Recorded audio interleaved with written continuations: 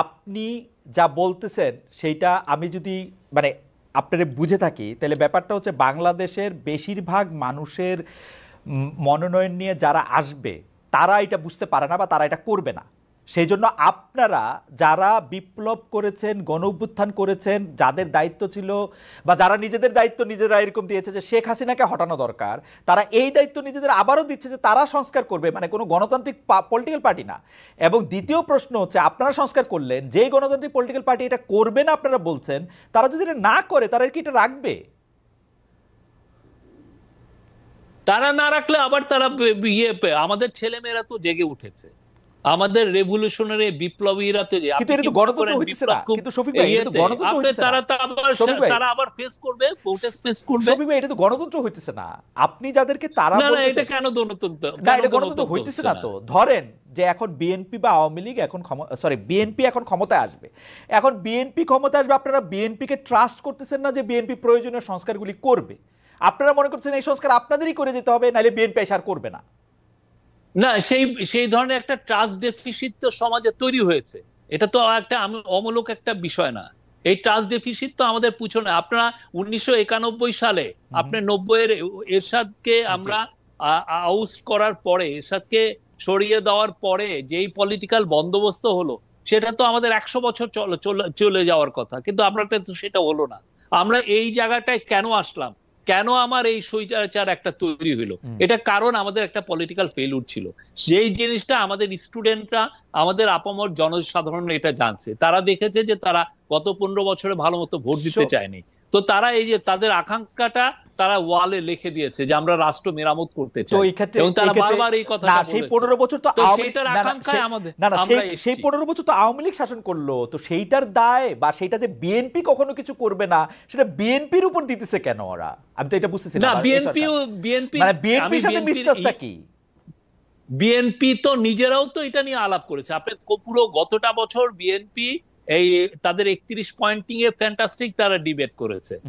তো ওদেরও তো আকাঙ্ক্ষা আমরা ওদের কাজটাও আরো আগে, ওদের কাজটা ওরাই করুক, অসুবিধা নেই। আপনারা ওদের কাজটা কেন করতে চাচ্ছেন? এটা আমার কাছে একটা কুইজের মতো লাগছে। আমাদের তো এটা একটা কুইজের মতো লাগছে। রিফর্ম করা, আমাদের রিফর্মটা খুবই একটা স্ট্রং ম্যান্ডেট। এবং আপনি যদি আসেন কালকে, যদি এসে আপনি ওপিনিয়ন পোল নেন যে আমাদের ম্যান্ডেটটা কি হচ্ছে, আমি বলবো যে মোর দেন 80% will say that we want this government to carry out reforms. আমি আপনাকে বলতে পারি, আপনি তো শফিক ভাই কোন একটা পোল, চালান, আপনি নিজে একটা দেখেন না, ওপিনিয়ন পোল নেন। শফিক ভাই, ওপিনিয়ন পোল দিয়ে তো আসলে বোঝা খুব মুশকিল। তবে মানে পোল হওয়ার মানে একটা জনগণের কোন একটা ম্যান্ডেট না নিয়ে জনগণ কি চায় এটা বইলা দেওয়া আমার মনে হয় ঠিক গণতান্ত্রিক না মনে হয়।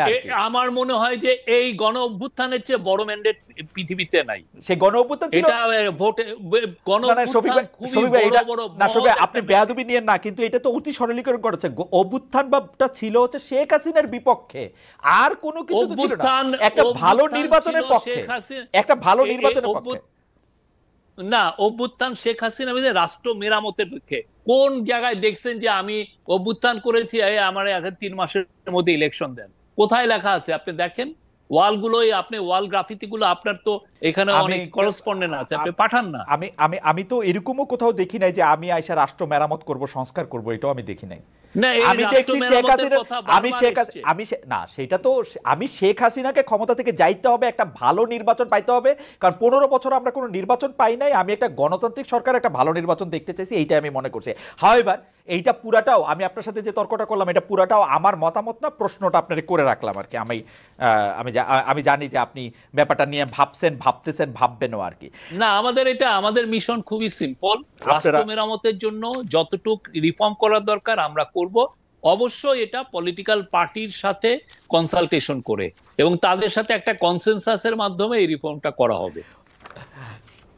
এটা নিয়ে শেষ প্রশ্ন করি যে আপনার কাছে মনে হইতেছে না আসলে যে পলিটিক্যাল পার্টিগুলির যদি আপনি এটা ছাড়েন, যারা গণতান্ত্রিক প্রক্রিয়ায় নির্বাচিত হয়ে আসবে তারা এটা করবে, এটা আপনাদের মনে হচ্ছে না?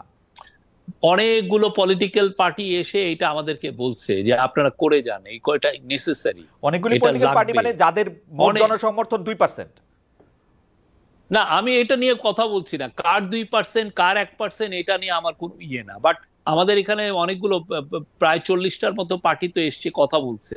তো আমরা তো জানি তারা অনেকেই, বেশিরভাগই চাচ্ছেন যে না আমরা যাতে খুব নেসেসারি, যেগুলো খুব দরকারি সেগুলো রিফর্ম আমরা যাতে ক্যারি আউট করি। ওকে, যেহেতু আপনারা অন্তর্বর্তীকালীন সরকার, সেহেতু বারবারই আগের অন্তর্বর্তীকালীন সরকারের সাথে একটা তুলনা আসে, -1 -2 নানা ধরনের ফর্মুলা নিয়ে কথা বলা হয়। আমরা যেখানে দেখেছি যে বেগম খালেদা জিয়া অনেক অসুস্থ ছিলেন, তার বিদেশে যাওয়া অনেক বেশি দরকার ছিল, তার ডাক্তাররা জানিয়েছিলেন তার শরীর স্বাস্থ্য খুব খারাপ আছে, তারপরেও তিনি, আমি অবশ্য জানি যে কিছুদিন আগে তিনি অনুমতি নিয়েছেন হয়তো আপনাদের কাছে, তিনি হয়তো শীঘ্রই বিদেশে যাবেন, কিন্তু সেটা উনি দেরি করছেন এই ভেবে অনেকে বলছেন যে তিনিও যদি বিদেশে চলে যান, জনাব তারেক রহমানের মামলাগুলি তোলা হয় নাই, তিনি যদি বিদেশে না আসেন আপনারা কোনো না কোনো ভাবে তাদেরকে মাইনাস করে ফেলতে পারেন। এরকম কোনো পরিকল্পনা কি আপনাদের আছে কিনা, বা এটারে আপনি আসলে না, আমাদের যেহেতু পলিটিক্যাল কোনো ইয়ে নাই, আমাদের অ্যাম্বিশন নাই, অতএব এগুলো কোনো নাই। আমরা খালেদা জিয়াকে যথেষ্ট সম্মান করি এবং আমাদের মধ্যে কোনো -2 এগুলো কোনো ধরনের কোনো এজেন্ডা নাই। আমাদের একটাই এজেন্ডা, রিফর্ম গুলো ক্যারি আউট করা এবং ভালো একটা ইলেকশন দেওয়া। আচ্ছা, এই সরকারের 100 দিন উপলক্ষে জাতির উদ্দেশ্যে যে ভাষণ দেওয়ার ক্ষেত্রে প্রধান উপদেষ্টা বলেছেন এই সরকারকে ব্যর্থ করার জন্য, অকার্য করার জন্য আমরা বিশাল অর্থে বিশ্বব্যাপী দেশের প্রতিটি স্থানে প্রতিটি জায়গায় এক ধরনের মহাপরিকল্পনা দেখার কথা তিনি বলছেন। বলা হচ্ছে একটা বড় প্রচেষ্টা হচ্ছে বিভেদ সৃষ্টি করা, কিন্তু আমরা কিন্তু দেখতে পাচ্ছি বৈষম্য বিরোধী ছাত্র আন্দোলনের সঙ্গে এই অন্তর্বর্তীকালীন সরকারের একটা দূরত্ব কি সৃষ্টি হচ্ছে। কেউ কেউ বলছেন এই সরকার কি করছেন আমরা দেখতে পাচ্ছি না, উপদেষ্টা হিসেবে কাদের নিয়োগ দিচ্ছেন আমরা দেখতে পাচ্ছি না। কেউ কেউ এইটাও বলছেন যে ছাত্র আন্দোলন থেকে যে উপদেষ্টারা এসছেন তাদের সঙ্গে অন্য উপদেষ্টাদের এক ধরনের উই এবং দেও সৃষ্টি হয়েছে। আপনি এই ভিন্নতাগুলির ক্ষেত্রে আপনি আসলে কি মনে করেন, এর জন্য আওয়ামী লীগের ষড়যন্ত্র কিভাবে কাজ করছে সেটি কেমনে মনে করেন? আমি মনে করি যে আমি তো 14টা ক্যাবিনেট মিটিং এ ছিলাম, আমি তো দেখেছি যে তারা খুবই একটা ভালো টিম। আমি তো কোনো কারোর মধ্যে বৈরিতা বা কেউ দূরত্ব তৈরি হয়েছে কারো মধ্যে, এটা আমার কাছে ইয়ে হয় না। আমি মোটামুটি প্রত্যেকটা মিটিং এই থাকি, দেখি, তো খুবই দে আর এ ভেরি গুড টিম।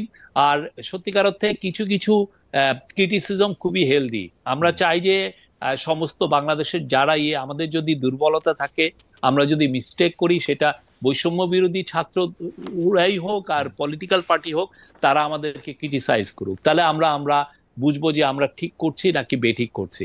আর এটার মানে এই না যে সে আমার থেকে দূরে চলে গেল, কারো সাথে আমাদের দূরত্ব নেই। আমরা মনে করি পলিটিক্যাল পার্টি বা বৈষম্য বিরোধী ছাত্র আন্দোলন সবই আমাদের অংশীজন, এটা নিয়ে আমাদের কোনো ধরনের কোনো দূরত্ব নাই।